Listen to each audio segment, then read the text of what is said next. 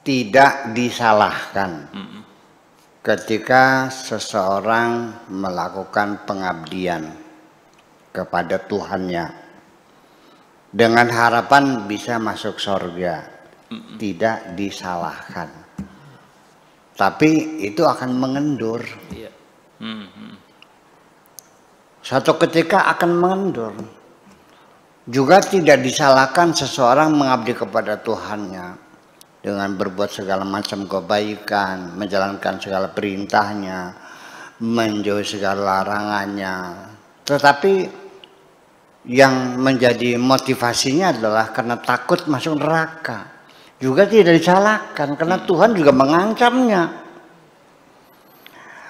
Masuk surga Tuhan juga mengiming-iminginya, menjanjikannya, tidak disalahkan, tetapi itu akan terhenti. Sebelum kita bicara dengan Tuhan, kita bicara sama kita. Kalau orang tua itu dalam pengasuhan anak-anaknya semata-mata beribadah kepada Allah Subhanahu wa taala, liwajhillah, karena wajah Allah, dan tidak mengharapkan imbalan apapun baik dari Allah maupun dari sesama manusia, itu akan abadi. Nanti dijamin dia tidak akan pernah mengalami kekecewaan.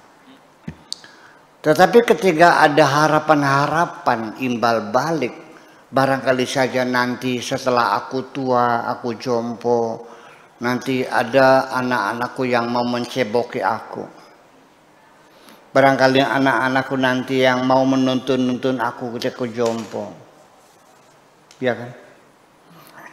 Barangkali aku sudah pensiun, nanti aku sudah tidak punya penghasilan lagi, ada yang menyantuni aku, yaitu anak-anakku. Ternyata setelah dia jompo, setelah dia tua, anaknya nggak ada yang sayang. Malah sepakat mau dititipkan di rumah jompo. Sakit dan kecewa. Betul nggak? Betul. Iya, jadi dari awal kita ikhlaskan sajalah ketika kita beribadah kepada Allah itu liwajhillah. Bukan karena kebaikan seseorang, bukan karena keburukan seseorang, bukan karena mengharapkan imbalan seseorang, liwajhillah. Ya, liwajhillah itu semata-mata hanya karena Allah saja. Begini,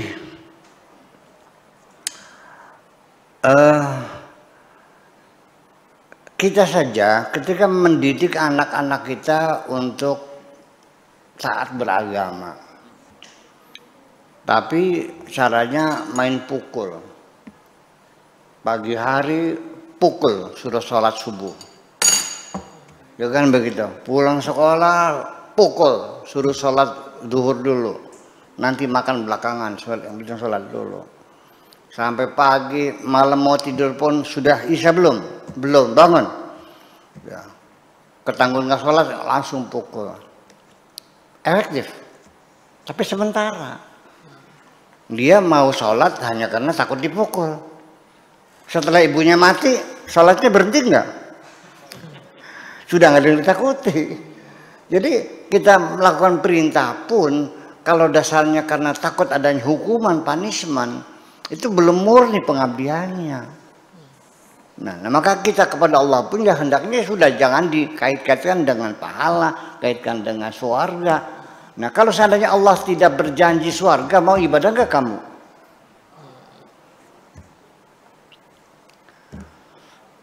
Kalau Allah tidak mengancam dengan neraka, kamu akan berhenti melacur enggak? Apa seperti itu? Lah, seorang kekasih yang setia tidak seperti itu. Tidak selalu karena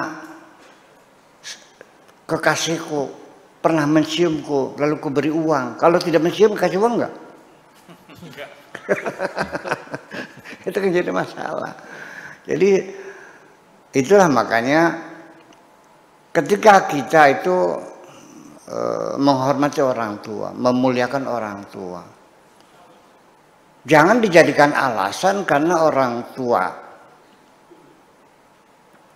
kita itu dulu dengan susah payah mengandung kita, mempertaruhkan nyawa antara hidup dan mati melahirkan kita, ya, menjual harta kekayaan untuk membiayai sekolah kita. Itulah yang mendorong kita takzim hormat pada orang tua. Iya, nggak salah.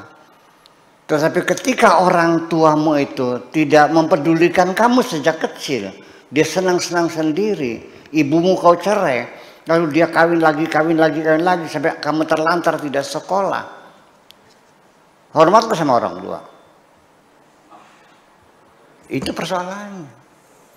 Jadi hormatilah orang tuamu itu, terlepas orang tuamu baik atau tidak, yang penting perintah Tuhan kita laksanakan, selesai. Terima kasih.